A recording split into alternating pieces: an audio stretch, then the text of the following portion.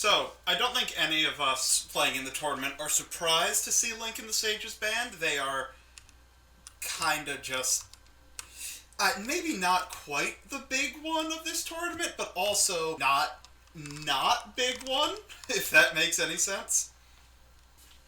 Alright, and it looks like game one we are going to see Marty McFly versus Ellen. Two very modern fan deck characters. I'm quite excited to see this game, because I quite enjoy both of them. Alright, so Ellen is a fighter from the Indie Rumble fan collab project.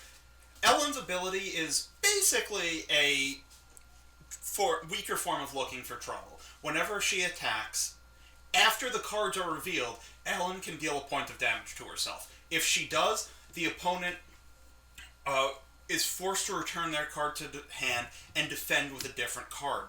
If they don't have a card they can defend with, other than the one they initially played, they will just take the attack undefended, which is disastrous for them. Because Ellen has a couple of heavy swings, such as a jump scare in her deck. It means that you can never approach Ellen without multiple defenses in hand. But Four, can you tell us a little bit about Mr. McFly?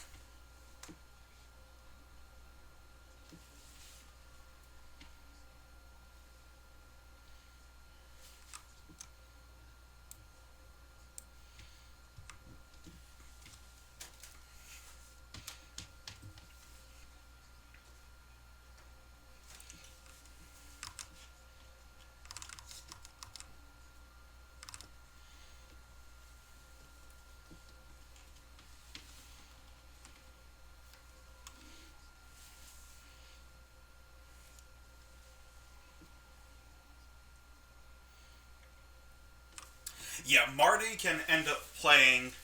I think on average, he's going to end up playing an extra 2 or 3 cards in a game from his passive, which is fairly good.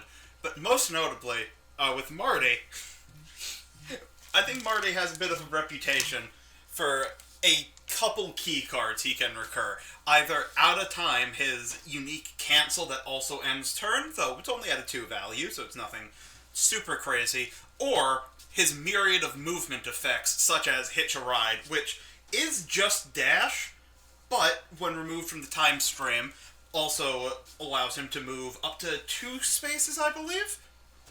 So Marty is... yeah. Oh, wow.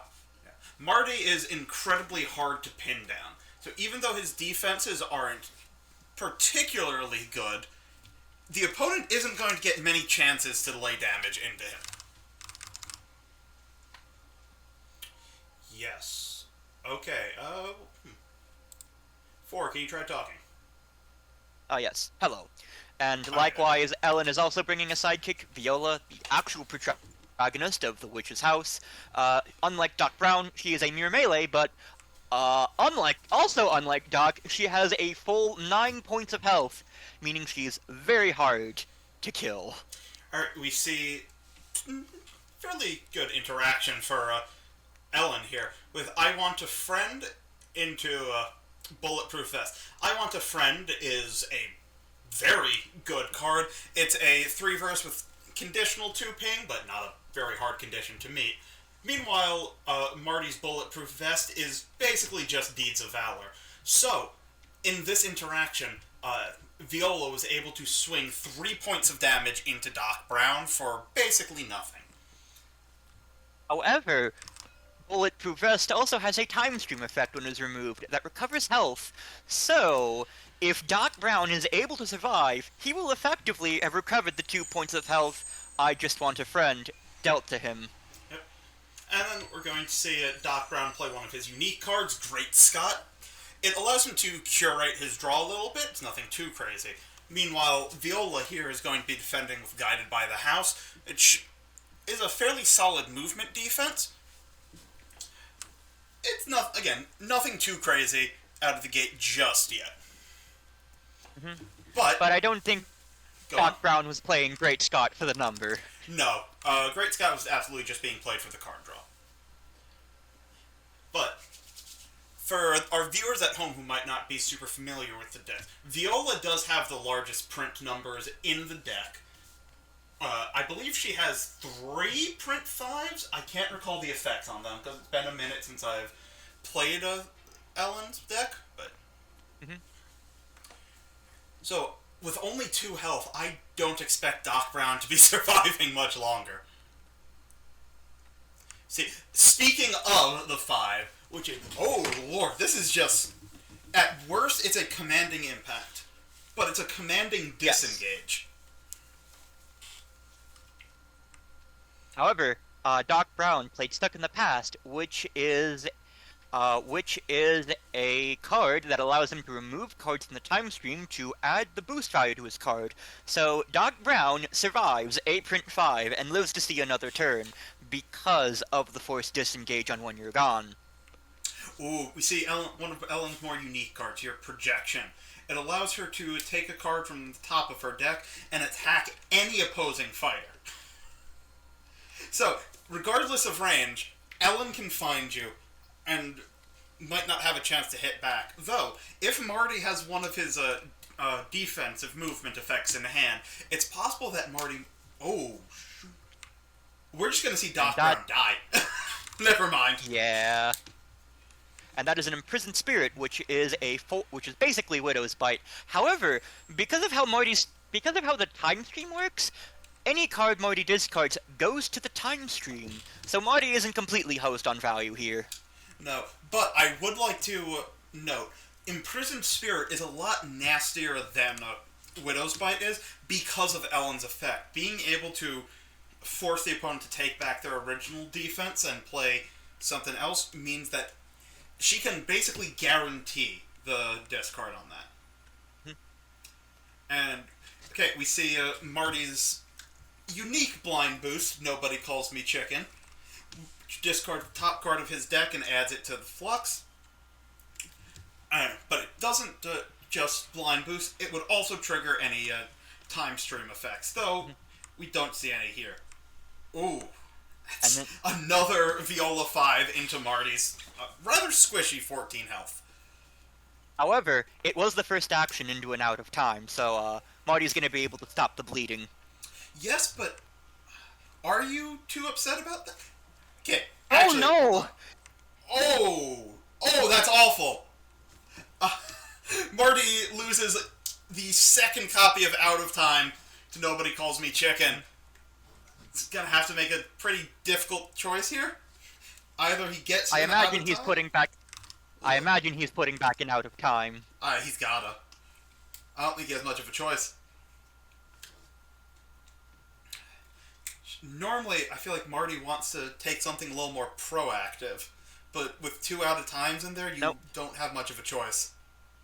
But hey, when the bulletproof bullet vest gets removed, Marty's gonna heal up, so that's gonna be some relief. And also, Stuck in the Past will draw him a card, which is giving him a precious value, or at least the ability to keep up with Viola. This is the real sauce of Marty. When he gets to resolve all of his special time stream effects, he can just have a ton of cascading value. It's on its own. Move 2 spaces, draw 1 card, recover 2 health. Effects like these are good, but nothing special. But when you get to move 2 spaces, draw 1 card, deal 1 damage, and recover 2 health, for free, without any actions, they get a whole lot better. Right. We see our players making the mistake of assuming the rupee bag is functional. It is not. I misspeak. It's functional for getting new rupees, but for getting rid of rupees, not so much. We see Marty attacking into... Is it Ellen or Viola? Well, do you think you could tell the audience why Marty seems to be going after Viola so hard? Ellen has a very special one-of in her deck that, when played, swaps her health with Viola's, which means that Viola is effectively a second health bar for Ellen if the game goes on long enough. Yeah. So Ellen's 14 health is a lot closer to 23 in practice. It's a lot.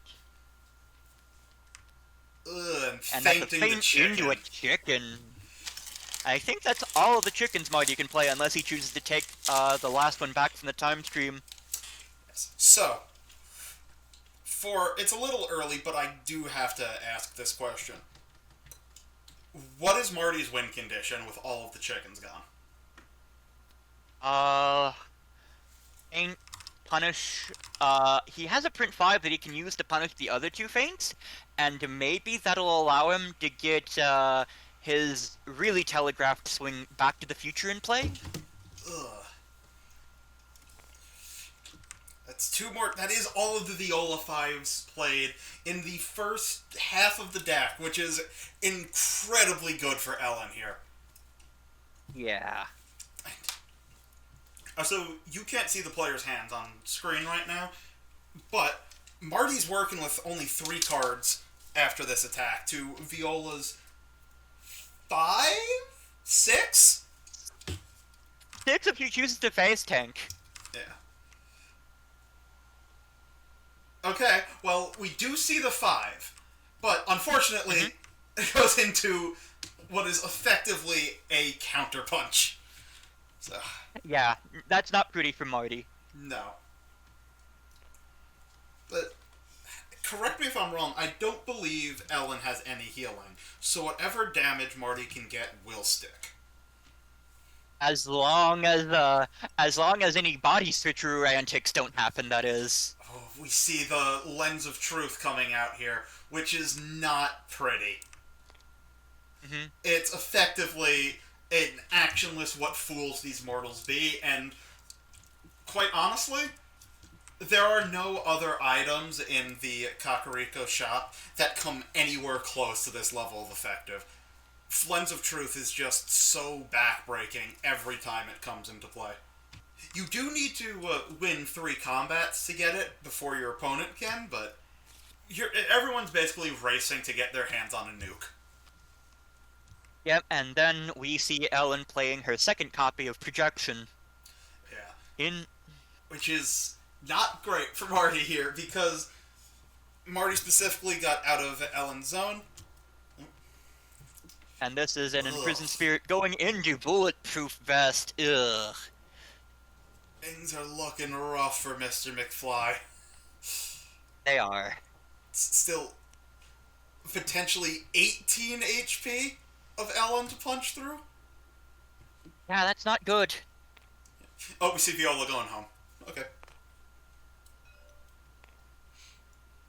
But, ugh, that it's possible. Marty can potentially throw 2 7s with Back to the Future. And, given what we've seen of Viola's defensive profile, I mean, 2 7s are probably gonna stick. 2 7s will stick, but I don't know if Marty's gonna survive to play 2 7s, man. Because though, You gotta hope. Back to the Just Future gotta hope. is a 0 that scales up by 1 for each card in Marty's Flux. But, ugh! That's a jump scare. Ugh. Wild Gunman, solid card. It's a 2 with ping, which you're usually not upset about playing. But you are pretty upset about getting your skull cracked open. Oh, and we see a DeLorean into Guided by the House. Oh, yes. This game is moving so fast I forgot to update my overlay. Give me 1 second to do all of that. Though I suspect we're not going to be on this game for too much longer.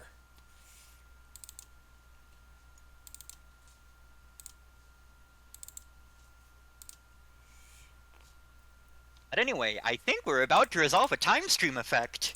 Ooh, that's fun. What's in Marty's time stream this time for? Great Scott, Chicken, Hitch a Ride, Go Johnny Go, History's Gonna Change, Bulletproof Vest, and Wild Gunman.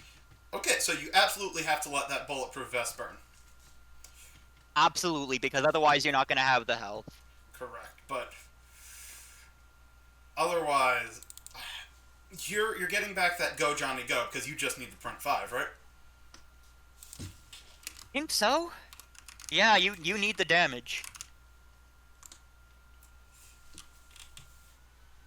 Oh no, he's eyeing that chicken. Don't do it, Marty! Ooh, I don't know Don't about do it, Marty! I see what he's thinking. I think, like, chicken, accelerate your time stream, get you your effects faster, but I don't know if that's Marty's out here. No, his out is damage. Yeah. And yeah, we see Cobruh in the chat saying, he just got here and Marty's at 3. What happened? Everything. Everything went wrong, Cobruh. Mm-hmm. Yeah, no, ugh. Correct me if I'm wrong, Marty hasn't... not Marty. Ellen hasn't used her ability once this game, right? No, I don't believe so. This has just been good interactions from Ellen all game long.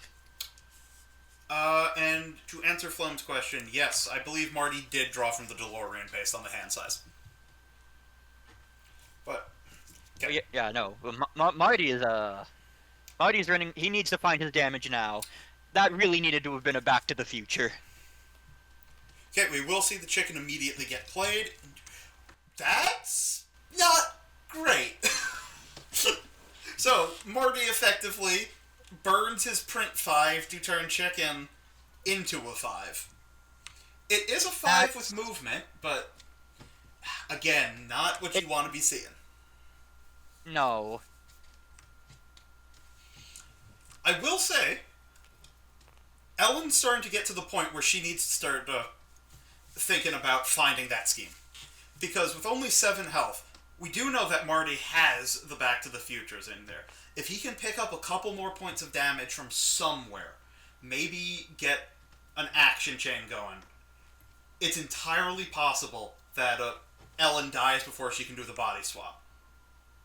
However, Ellen still has 2 feints in her deck. That is also true. And with no more Go Johnny Goes, things are gonna be a little rough. We see Marty getting the hell out of Dodge there. Yeah. Man, these imprisoned spirits have been so crushing this game. Marty just can't get anything going.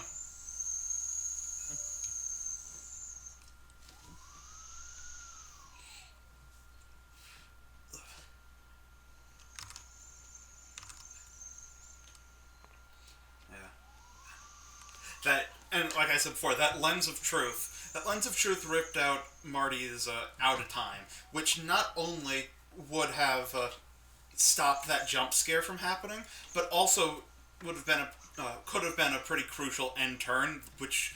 Oh no. I think we see Viola going for it. Oh no, what's Viola? Ellen going for it. She just played her 3rd projection. Okay. She can use her ability on this attack to essentially force Marty to face tank. Oh no. Yeah, I think that might be clipped for Mr. McFly. Yep. Oh, he's not dead. But he's close. Yeah, and right there, see, Ellen's ability used to perfection. Taking the 1 health trade to force Marty to take a 3, but also, because of the effect on Blood on the Walls, being able to draw off of it. It's a more conditional sniper quick strike for you Turtles fans, but in this deck, that's an extremely easy condition to meet. Yeah. And the reason that worked, Marty only has 1 card in hand currently.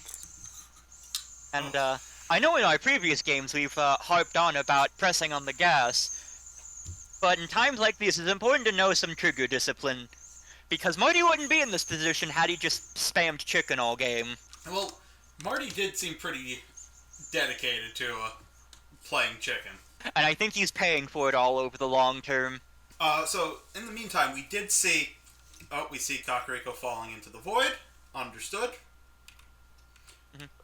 But we did see Mr. McFly pick up 2 items for himself. The Deku Stick, which gives your hero reach until you take combat damage, and we also saw him buy the recovery heart for a quick heal, which might not save him, but 2 health is a little harder to kill than 1.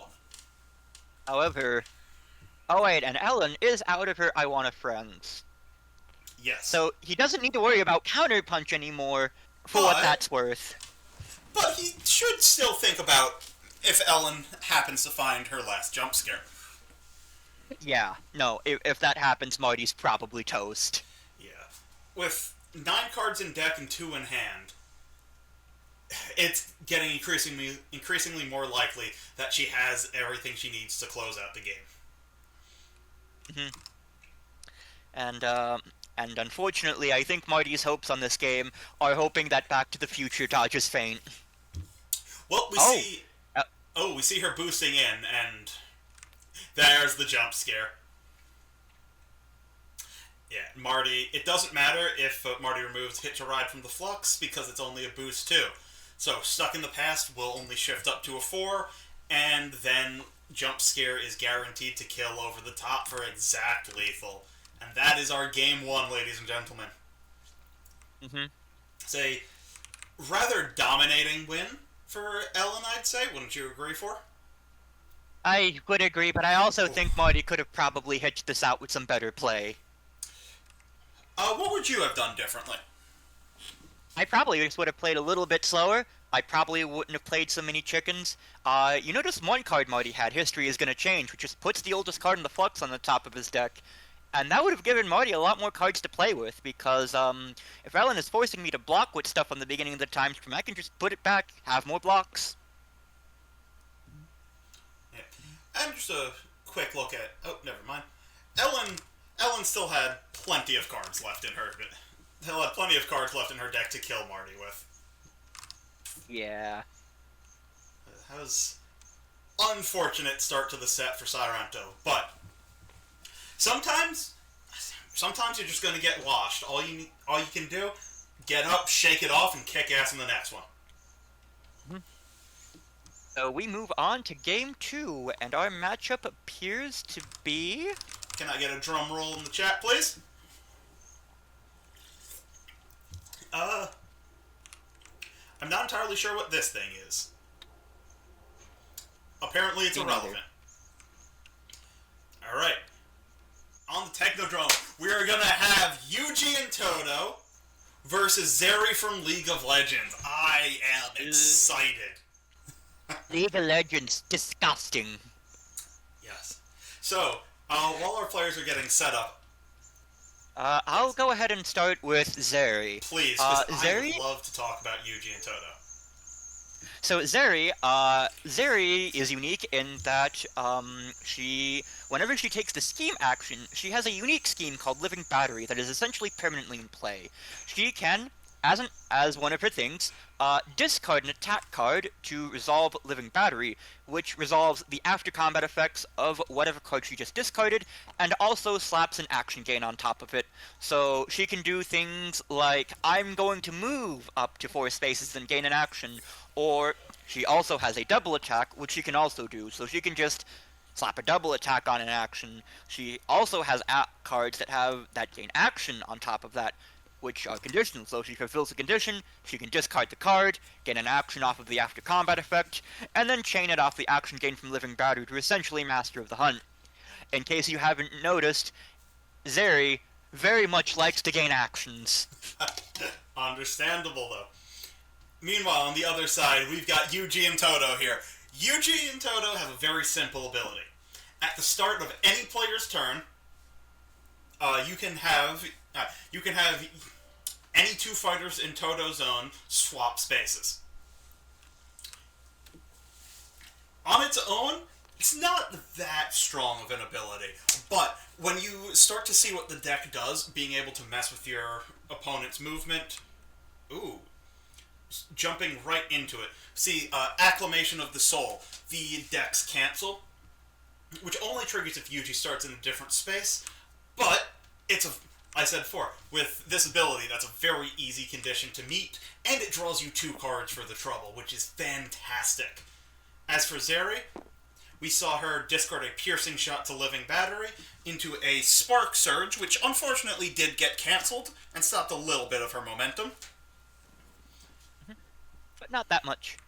Oh, and here we see, And here we see Toto going with an unfair game. This swaps the places of any two fighters, and then gains 2 actions if every fighter on the board started to turn in a different space. So, these are 2 fighters who are able to press on the gas, but unfortunately, Zeri has an end turn block. That's really unfortunate for Yuji and Toto, because this card right here, Divergent Fist, is incredible.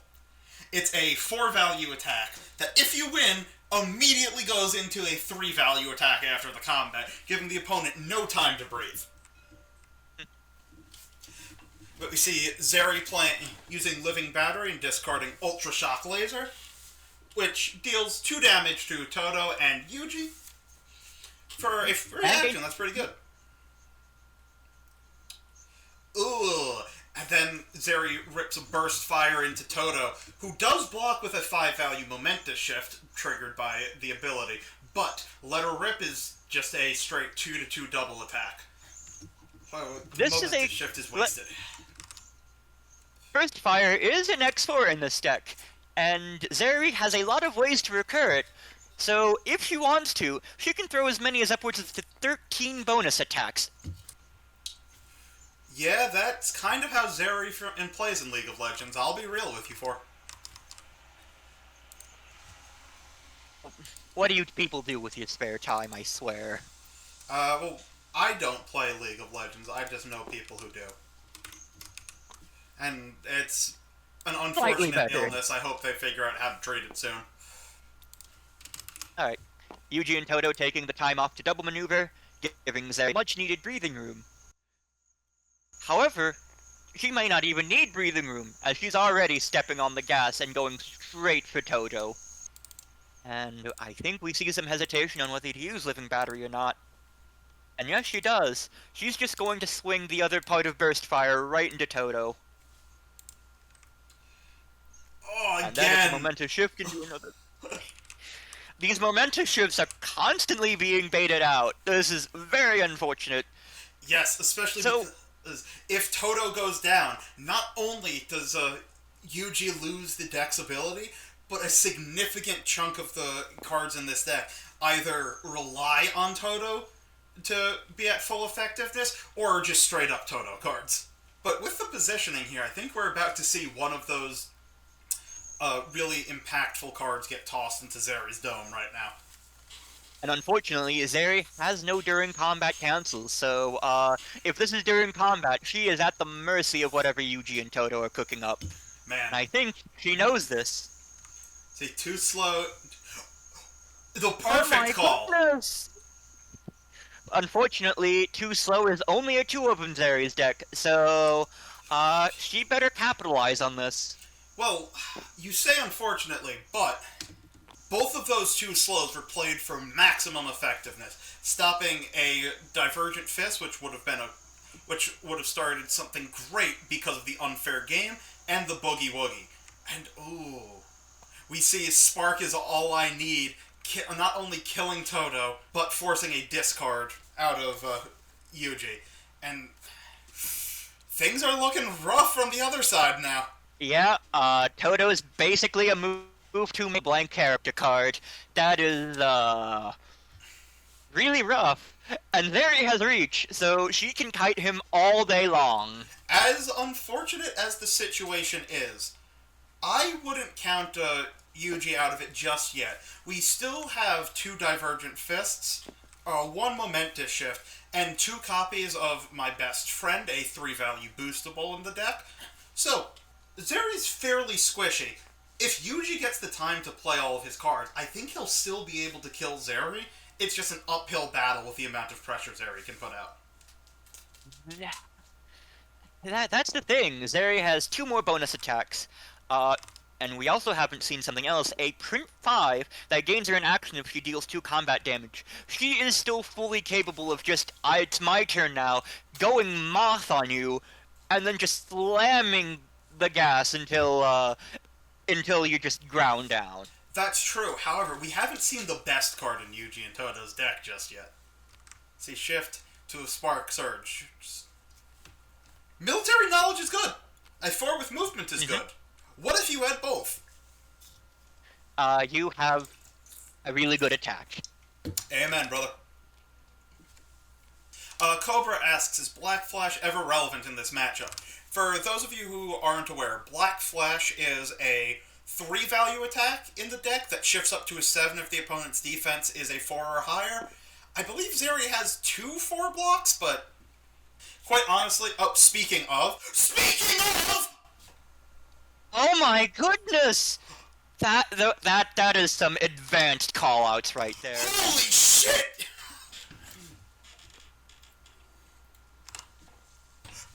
However, Cobruh's a sorcerer! Something also relevant for Black Flash is that it cares only about the actual value, and not the printed value. And as a Spark is all I need is also a block in Zeri's deck, you can't have it proc. That is true. And Yuji did boost with a boost 2 to get there. Oh. 4, you mentioned Zeri's print 5 before, right? And we're seeing it in action right now. However, Yuji's defense is fairly good here. It lets him draw cards so he can keep up. I don't think it's possible for him to... Actually, it was possible for him to move Zeri away, but he's bringing her right up close and personal. I think I know why. So, for those of you not in the know, Yuji and Toto have a very, very good card called Reflex. How Reflex works? It's a 2-value defense that immediately lets you make a counterattack on the opponent. So you get to take a turn on their turn. As if Unfair Game wasn't crazy enough already. But, just a cog, a low-value draw attack, just bait, into Spark is all I need to punish Yuji for trying to play the game. Yeah. So... he is hoping to survive so he can see his damage, is the read I'm getting at from the current game state. Yes. Oh, well, we're just going to handshake and draw 2, but unfortunately, Zeri's draw 2 also recurs Burst Fire. We're about to see a lot of bonus attacks in this phase of the game. Yeah. I think Yuji does technically have the damage to close this out, but it's gonna be tough. Okay. Wall Runner. The Wall Runner into a My Best Friend into an Unfair Game, which is really just a boost 3 at this point, so fair enough. Yeah. Yuji is getting closer and closer to finding the damage he needs to win this game, so the clock is ticking for Zeri. I will say, Yuji did have My Best Friend in hand earlier when he attacked Zeri into the end turn. My Best Friend allows you to boost once for each of your fighters adjacent to the opposing fighter, allowing Yuji and Toto to potentially crack a 9 into someone's skull. I don't remember if he had the tools to make it a 9, but this could have been a very different game if we saw My Best Friend thrown out instead of the Boogie Woogie there. Wouldn't have saved Toto, but flawed damage. Yep, this is just another example of how high tempo games go, is that sometimes the game boils down to 50-50s like these, and you just pay for making the call out long term. Speaking of 50-50s, ooh, there's Reflex. Ooh, it's a storm is all I need. Storm inside. Inside me. That's a lot of damage. That's a lot of damage, brother. And, you may attack as a free action. However, Yuji is not adjacent and is unable to attack. Yeah, is that the ruling we're sticking with? I think so. And we have a Lightning Crash, which is essentially an Nunchaku, into a Letter Rip that is going undefended, and that is the game. Brutal game from start to finish. You know, despite everything, I still think that could have been won by Yuji and Toto if a couple of this would have been a very different game if that My Best Friend was like an 8 or a 9 or even a 7. Alright, but 4, no. I made it. I'm getting bots in my chat. Congratulations on your newfound fame. But in the meantime, we are getting Game 3, which, Actually, wait, by wait. process of elimination, is Yoru into Geralt. Ooh, interesting. So we can talk a little bit about these fighters in a second. I'm looking at the bot's name, Stately Incest 2. Why is there a second one? That's a very good question. Maybe the first one was, maybe the first one wasn't up to snuff? Oh yeah, rules question on Geralt. Is gear position first? I think it's position. Position first. Could you let the players know I'm updating the overlay? But, Game 3, we're gonna get a Yoru versus Geralt. Geralt, most people know how he works. He's just kind of a good stuff deck that is also a combo deck. Meanwhile, Yoru is a whole lot weirder. Yoru, after any combat she wins, also on attack or defense, she can steal the opponent's card and put in her weapon pile unless they discard a card to prevent this. She has a lot of things that interact with the weapon pile in unique ways, but most notably is her card of weapon creation. Hold on. What's up? How does that passive interact with Tawny Owl? It doesn't at all. Okay. Alright, because the discard is optional. Correct. We are almost going to have a matchup where one card blanks out an ability card, ladies and gentlemen. Nah. Thank goodness that's not the case. But as I was saying, Yoru's key card is a 4 of called Weapon Creation. How it works, it is a 0 value attack that lets you discard 2 cards from your weapon pile. You add the value of the attack, of one attack, and the effect of the other, allowing you to make some absolutely disgusting combinations. Such as, if you steal Geralt's Sword of Steel, for example, you can slap Game 2 actions onto Damn You're Ugly. Ew, as if Energizing Sprayer wasn't gross enough. Exactly. So, or you could have a 5 value boostable. You could have a 5 value boostable. You could also have a plot twist that gains 2 actions. Yeah. Interestingly enough, though, Yoru did not choose to. Geralt did not choose to take the cancel gear, taking the end turn gear instead. What do you think of that, FourCartridge? The timing on Yoru's ability is after any combat, so I presume Garrett was taking this with the intention of making the end turn stop Yoru stealing cards. We do see Yoru attempt to annihilate the Twank, but to no avail. And, oh shit, is that 2 copies of Weapon Creation gone already? Yeah, that is the power of Dandelion. No, one of them was spent on a boost. The other was discarded by the Twink. Why would Yoru boost with Weapon Creation? Well, looking at the rest of Yoru's hand, I think she didn't want to lose anything else, though I'll be honest with you. I think I would ditch one of these contract creations if given the choice.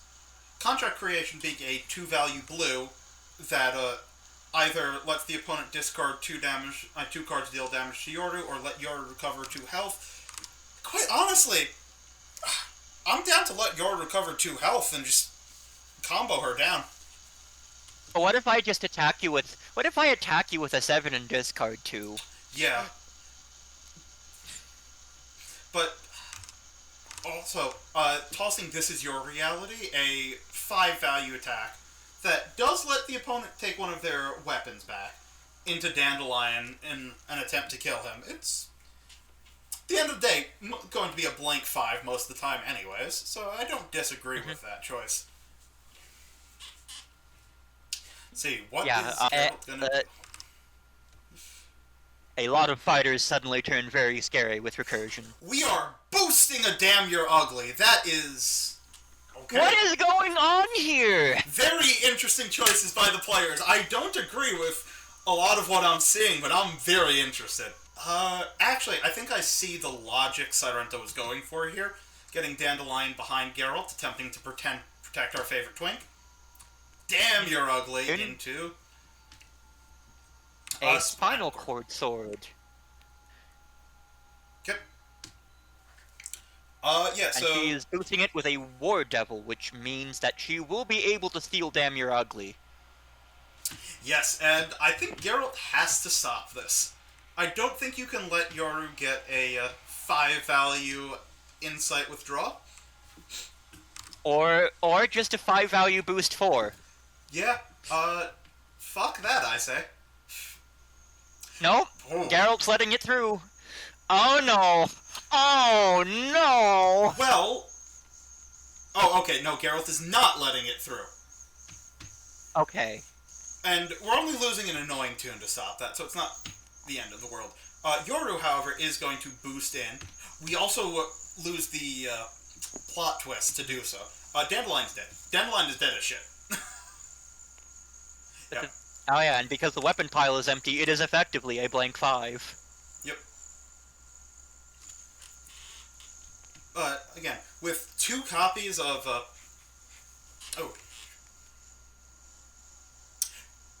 Oh, ladies and gentlemen... Oh no! Ladies and gentlemen, would you like to learn how to do an infinite? Geralt's going to gain 2 actions here. Yoru's only got 2 cards in hand. Both of them are a contract creation, which I don't think Geralt cares about. No.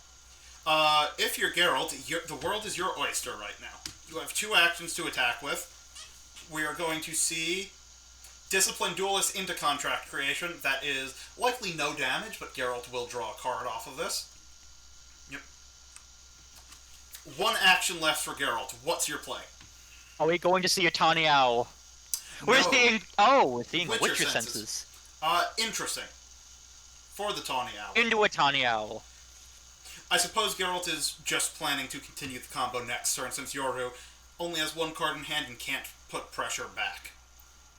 Mm-hmm.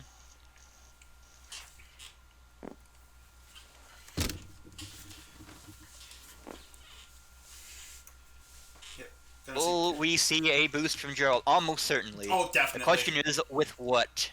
Dandelion cards are dead, Dandelion cards are dead. Yep. Chug, chug, chug, chug! Chug, chug, chug! Alright. Does Geralt have the last sword, ladies and gentlemen? Let's find out. See, yes he does! I believe we missed it last time, but Yoru's card, Building an Arsenal. It's just a 3-value versatile that forces the opponent to give you 2 options for your weapon pile. Yoru is never struggling for weapons. No. But let's see, with 2 actions left, you know one of those cards is a contract creation you gotta punch through. You don't know what the other is. But let's find out. Okay, Riposte in... Ooh, that was actually really clever, trying to bait out the contract creation. You deal no damage over the top, let Yoru recover 2 health, and then you deal 1 damage back. But we see Geralt choosing to back off here. I don't know if I like that play. This would be a far different board state if Geralt had held off for a turn. But Geralt currently has 5 cards in hand, 4 if he attacked there. Yoru only had 2, 1 if she defends, which she almost certainly does. I think you just keep up the pressure. I think you do, but imagine it. You go in, you drew a tawny owl, you have a sort of, you have a Sword of Steel, so immediately you're just doing the combo and just sustaining it. Yeah. Getting as much mileage as you can out of that one moment. I don't know. And we see Geralt backing off here? Yoru only has 4 cards in hand to Geralt's soon-to-be full hand. I get that you don't have the swords anymore, but I think Geralt is respecting contract creation too much. It is, at minimum... sorry, not at minimum. A blank 4. Yeah. It is at minimum 4. Which you can punch through. I don't agree with Geralt's game plan at all here. You're giving Yoru time to do whatever she wants. Mm-hmm. I don't know. I think Geralt was in such a commanding position after those 2 swords, being able to punish Yoru for overcommitting to Dandelion, but his passive play is letting Yoru get back in the game. And at this point, the initiative is being foisted on him. He's about to overdraw discard something. Yeah, and Yoru is just going to be able to just do whatever she wants. Yeah, he is passing, with shuffling Witcher Senses back into the deck, but notably, he's on 12 cards to Yoru's 15, and if I remember correctly, Yoru has 4 passes in her deck? So Geralt isn't winning on exhaustion either. No.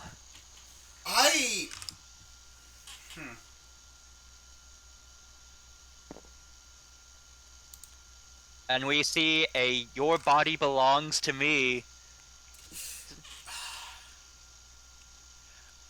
I think we're about to see the 5 with insight, ladies and gentlemen. Yeah, things are not looking up for our Witcher.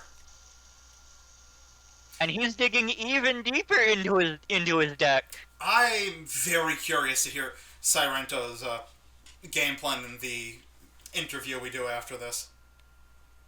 Mm-hmm.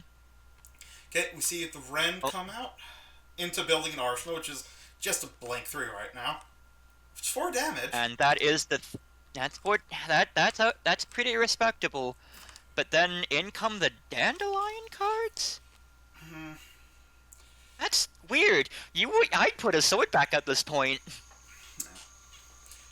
Okay. I think... Go on. I think you're maybe respecting the end turn a bit too much. Well, in fairness, what is Yoru's option into the end turn? That is a very good question. You can throw... You got me. You can throw a 5 into it, which is good, but if you throw a 5, you're not getting your weapon creation effect off. Yeah.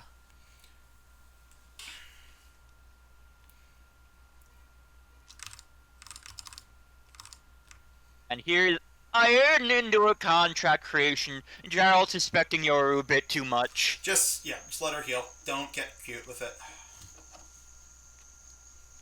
Alright. And, looking at the chat real quick. Joey confirming for us. She does indeed have 4 passes, and one of them is an insight. So, I think if the game goes long, Yoru does just win this. I think we are at that point with deck counts being 11 Yoru and 8 Geralt. And, yeah, I mean, Geralt still has 2 Witcher Senses that can be passes at this point, but that's, I think, a little too late. Well, the thing is, Geralt already has 4 of his gear cards in the discard. Mm-hmm.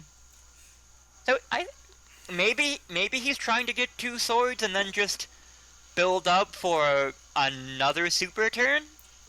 Yes, but, correct me if I'm wrong, Yoru does have a card that lets her steal stuff from the discard pile, right?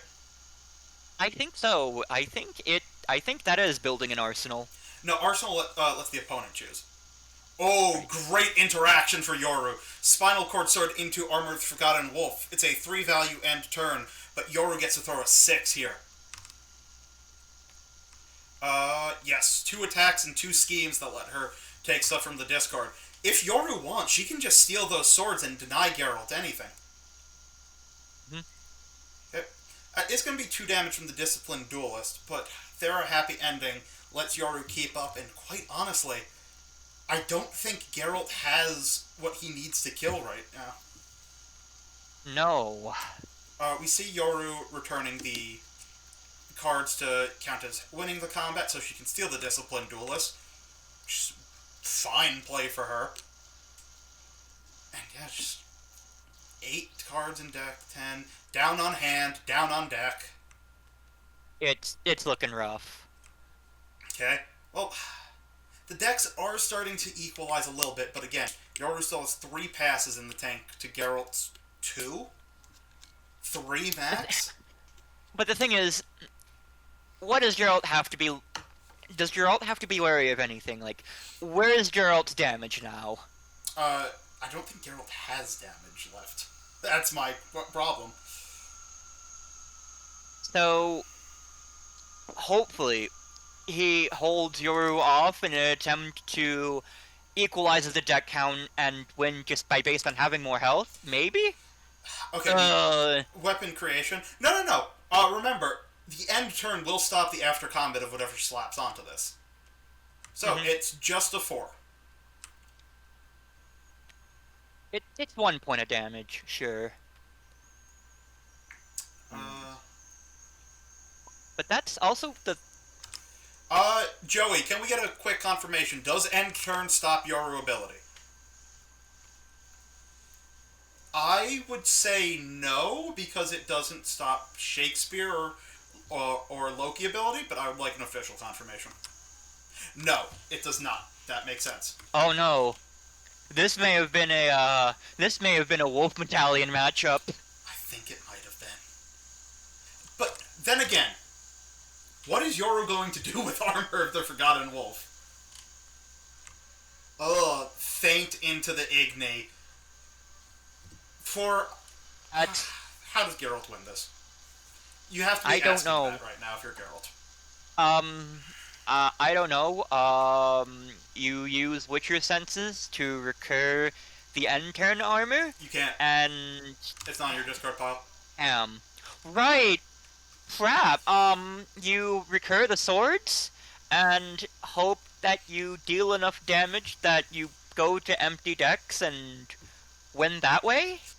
Yoru still has 2 more copies of Your Body Belongs to Me to steal the swords. Yeah, no, it's looking pretty grim. Oh, an Aquarium Spear can steal the sword. Aquarium Spear, letting her draw a card and take whatever she wants from the opponent's discard pile. And it's gonna be the sword. Oh, no, we're going for Damn You're Ugly. Which, that's fine too. Play a 5 with a weapon creation. We just see Geralt moving away. He can't do anything else. It's unfortunate.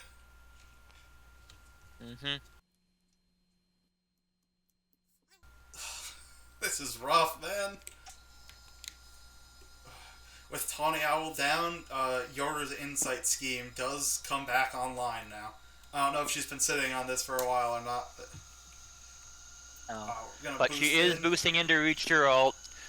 She has something nasty in store for our Witcher. Oh, it's another Aquarium Spear.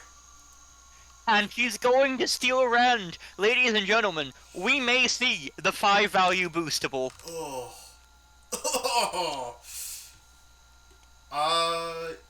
No, she does not steal Ren, thankfully, but she does steal the Damn You're Ugly. And just, I don't know, Geralt is down on deck. It's only... Down on damage, down on blocks. Down on hand. It's only 4-3. They've evened up a little bit, but I don't know, man. This is looking rough. Yoru does have that 1x insight scheme, doesn't she? Correct. If it gets to the point where both fighters are in empty decks, Yoru can just simply rip out the block Geralt was hoping to use to just win the game, and just, oh, I'm just gonna go ham on you, now die. See, you're boosting into the zone, hitting him with Your Body Belongs to Me, dealing him 1 damage and stealing whatever she wants. Just taking the other Damn You're Ugly. Steal something else at this point. But have you considered that it is very in character of Yoru to call Geralt ugly? Yes. And I think that may be the biggest insult of all to Geralt. Yeah. Shit, man. I don't know. I'm trying to work it out in my head. Geralt's win con right now. I don't think he has one. You have to get the swords. Oh god. Another Your Body Is Mine. You're stealing the red. There we go. Geralt can do nothing to stop the 5 value boostable. He's going to... Well, the thing is, Geralt doesn't have anything.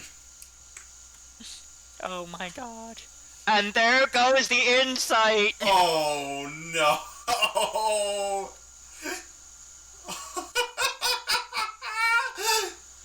Declaration of War is a 1-of scheme in Yara's deck, which lets her insight an opponent and put the card in her weapons pile, giving her whatever the hell she feels like.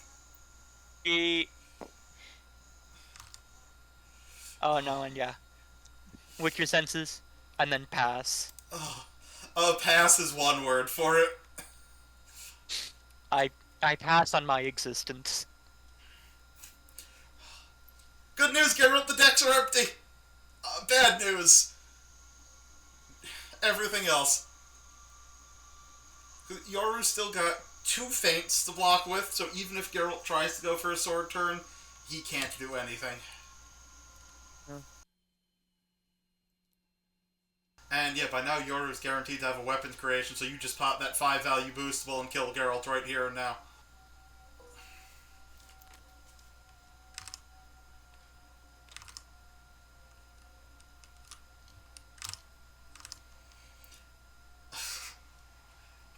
See Geralt contemplating his options, but I don't think there's a winning one. No. Because worst case scenario, Geralt... Oh god, Yoru just pops the 5 value insight even. Yes, that No, insight... I think I just go with the boostable just to rub it. I mean, yeah, but you could also do a 5 value act. The world is Yoru's oyster right now, is what we're getting at. So let's just look at everything Yoru can do. A 5 value... honestly, do you want to be a dick? That's the important question here. Do you want to be a dick for? No, I just want to kill you.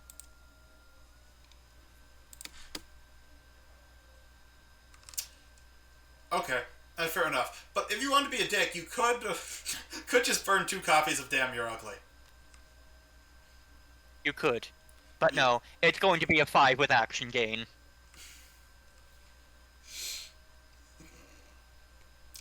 Good news, we full block it? Bad news, Yoru has an action left. And our only defense is Yurden. I think we're ready to pour one out on Geralt here. Yeah.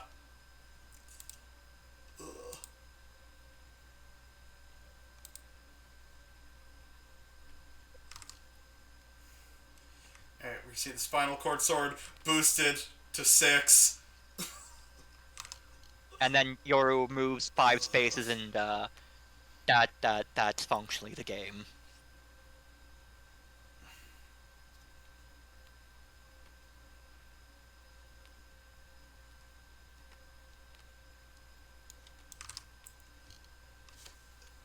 Yoru's gonna feint the last sword. Geralt's gonna move away. And then Yoru can maneuver it. Yoru's gonna kill him honorably. -4 to 3. And that's the set, ladies and gentlemen. Let's have an F for Geralt. Here, 1 second. Here, let's hop in with the players and discuss. -4? -1 to -4. Yeah. Wait, no, because I was at 1 health already, then I went to -4, then I drew 2 cards to went to -. Well, you don't take exhaustion damage when you're defeated. Oh, I don't take exhaustion damage when I'm defeated? Yeah. Got it, -1 then. So yeah, that was a hard matchup. I needed more plot twists. I honestly think that's a Wolf Medallion matchup and not an end turn matchup.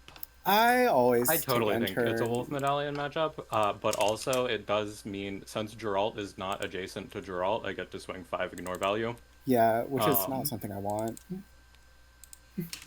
But end turn never stops a weapon creation. Mm-hmm. It does stop the after combat effects, at least. It stops the after combat effects, which are a lot of the good ones, but... It's more for, end turn is nice, because that means I can stop a combo and swing back. It's just a case that I also forgot that you have a much better exhaustion game than I do, which is unfortunate. Yeah. Yes, that was something we were talking about on the commentary desk, where when Geralt that's what I realized halfway through, and I was like, I can't. I was like, I'm gonna lose exhaustion, and I cannot actually chase you because you have much better access to just boosting away from me. And I was like, ugh. Yeah, that was a game where I needed more plot twist off Dandelion. Unfortunately, I just didn't have them. Yeah, Geralt had a really good start. Another thing we were curious about, at an early point, you attacked with a Sword of Steel here. Well, you knew Yoru only had 2 cards in hand. One of them was a contract creation, and you chose to back off there. We were a little curious. As your decision I literally cannot remember what was happening at that point. Gotcha. I think it was my hand state was also getting a little low, and I didn't feel comfortable standing around. My I other probably card in should've hand at just the kept time was going. a block, so I was... Yeah. Yeah, I didn't feel comfortable standing around with... I think my... What did my hand state look like at the time? I can check the VOD, but I probably just didn't feel comfortable with my hand state. If I remember correctly, I believe Dumb Joke's hand was a contract creation and aquarium spear. Well, you had the... I want to say... I know you had a disciplined duelist, at least. Yeah, that sounds right. That sounds right, yeah. I want to say duelist and Igni. Which, Igni doesn't do much on an empty hand, but... Yeah, I probably just wasn't comfortable on that hand Fair enough. and wanted to, like, back off afterwards. Maybe I should have kept pressing. I think in those situations you accept the discomfort and just press on. That's fair. Yeah. It was a great set to watch, guys. Glad to see another set that isn't a 3-0. Nice. Yeah. Turns out when you plan to bring the worst matchup possible for game 2, you don't get a 3-0. That Yuji and Toto game was rough. Yeah, I expected Yoru on Technodrome just because it's a smaller map. I didn't want to bother figuring out Yoru versus Zeri. Yoru versus Zeri doesn't go well for Yoru because Zeri has the stupid amounts of tempo to actually just run you into the ground, and she doesn't care if you take her cards because end turn. And I was pretty confident Zeri was coming to Technodrome, so That's fair. Oh, well, actually, can Yoru steal your stuff if you living battery it? No. No, we because did go Living into Battery that is not a method card. too. Yes, Living Battery is not a card. Regardless, it does mean Yoru has an easy time stealing burst fires, but also Zeri can just end turn, and most all of Zeri's effects are after combat, so she doesn't care. Zeri also has 4 burst fires, so I think she'll be fine. Yeah, she has 4 burst fires. You're kind of fine. What if Yeah, I steal the all of them? Then you can't recur them. You're so right. Yeah, the Geralt Yoru matchup isn't one that I tested. Probably should have, but I kind of just did like one round of testing and I was like, it's good enough. Let's go. I didn't have the time to test a lot of my matchups, so I get it. I kind of just assumed it'd be fine. I played quite a bit of Geralt for testing. I was like, I can just run it. I think the 3 games that I tested were the Yoru Geralt one, which went the same as it did in testing, except a little bit more convincing of a victory for Yoru this time. Yeah. And then I tested Marty McFly twice on Kakariko, neither of which against Ellen, but Really? I think, I That's tested interesting. both of my other decks there to see if I could bring them, because I thought that Ellen might have a better time against Zeri. But neither of those matchups felt particularly convincing enough against Marty McFly. That's fair. Marty McFly is I knew continues. Zeri was in the middle, and I knew she was the problem child for my decks. Yeah. Should I have just pushed more damage off of Ren's? Probably. Wait a second. If I had the gain action thing up and then picked contract creation, would I have just chosen the discard 2 and not discarded any cards? Let me read that. Because I choose 1, right? Correct. Oh, I probably could have just chosen to do that. That was probably what I was scared of at the time. I think it's because I knew contract creation wasn't. I was like, if I push damage, I have to pick healing. But I could have probably just taken the discard. Next time. If I ever do this again. Even if you pick the healing, then it's just a 4 block. Yeah. Contract creation is not a good card, but I was too worried about the second option exists to bait you. And the first option. Second option is what you always take. We did actually run Yoru Marty at one point for the funsies. Man, Yoru Marty is so such a funny matchup. How's that one go? Marty McFly can, because Yoru lets you discard to stop the steal, Marty plays at light speed. Oh god. You throw everything into flex. It was hilarious to watch and do. And then we decided, yeah, we're not doing that. we decided on both sides, yeah, that's probably not the matchup. I did consider bringing it just for fun, but Oh, you're so real for that. Yeah. Good games. I'm enjoying. good games. Heck yeah. Like I said, I was very looking forward to our matchups just because I knew we were going to bring the stupid energy. We wanted to ask if you, as commentators, wanted to stay in call with us while we were doing the match. I might have taken you up on that offer. Yeah. But then you never came in for the pregame interview, and so we didn't get the chance to ask. Oh, Yeah, we never got the chance to ask. That's on me. Things were moving very fast, and I forgot. Hey, we gave you 10 minutes. Yeah, We did show up like 20 minutes early, so... Yeah. That's on me. We did try to put the pressure on you. Alright. Right. Dang, Mitosis, do I have to fight you next week? I forgot. Next week? I think I'm fighting the Chuds next week. Let me check. Oh, thank God. Because I already started helping Dumjoke run his matchups next week a bit, but I forgot to check my own. Yeah, I am killing Glare next week. I am fighting the second maneuver. But I am fighting you week 3. Ah, I see. That's what I was looking at properly then. Fighting the second Dream Carver? Oh, man. I have to think about this now, too. That's hard. Yeah. Fairness, I do think Dumjoke's roster is one of the best, so you got him out of the way week 1. I do feel like it was... There was a real moment in testing where I realized, because of how fast my decks play, I could have tried to leave Link of the Sages in. Oh god, don't do that. We ran it. We ran Geralt Link in the Sages, and I got an ultimate combo turn and ended it like turn 4. Okay. To be fair, that was also my first Link in the Sages game since he was in playtesting. I still need to actually lab around with him a little bit so I can be scary. It was just kind of the moment when I realized Link in the Sages doesn't have draw, really. No, that is their one big exploitable weakness. So when you have gain action end turn, and then gain action, and then Zeri, and also Gentle Labrava gain action, you kind of just start thinking about running it. But no, I decided to do the right thing, or what I thought was the right thing, and just ban the Sages. Maybe I should have let it through. That could have been a really funny matchup. For the content. For the content. I'll think about that next time. For my next matchups. If I want to just go for the content from now on.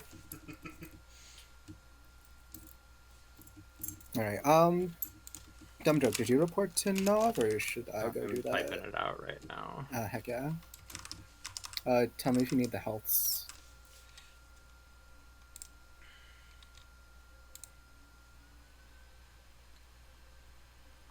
Right, Dumjoke, I know you said beforehand, but are you still thinking about kicking Yoru? I don't know. That game felt pretty good, actually. Mm-hmm. That was... Yeah. I will say, part of that is also Geralt has the highest boost values ever, so I could see it. Yeah, that is... Yeah.